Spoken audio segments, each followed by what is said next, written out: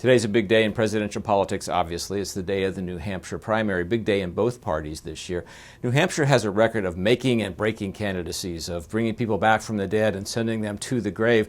It may be, though, that this year it's not going to do either one of those things, which is winnow out the field very much, because there's a bit of a muddle on the Republican side and clarity on the Democratic side, but neither of those is a situation that's likely to be make or break for the main candidates in New Hampshire. On the Democratic side, Bernie Sanders is expected to win, has been expected to win New Hampshire for months. The only question is, will Hillary Clinton close that gap with Bernie Sanders some? But both candidates know they're playing on to Nevada and South Carolina. From here, they have a long race ahead. It's just the two of them. That's not going to change no matter what happens Tuesday in New Hampshire.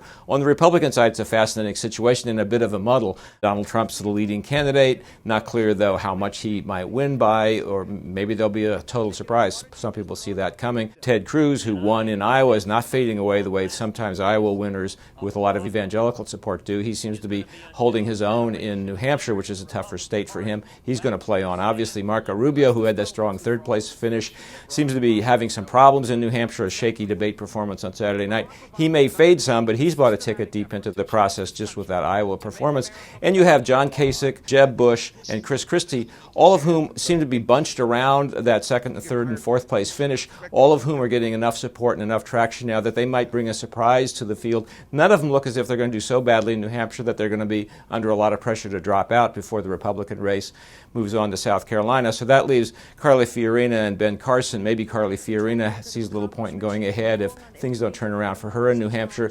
Ben Carson, it's hard to know. He seems to be in the process of a long, slow fade, but he's not suggesting he's going anywhere. So New Hampshire may not make or break anybody this year, which would be a slight departure from normal, but it'll be a fascinating night, particularly on the Republican side.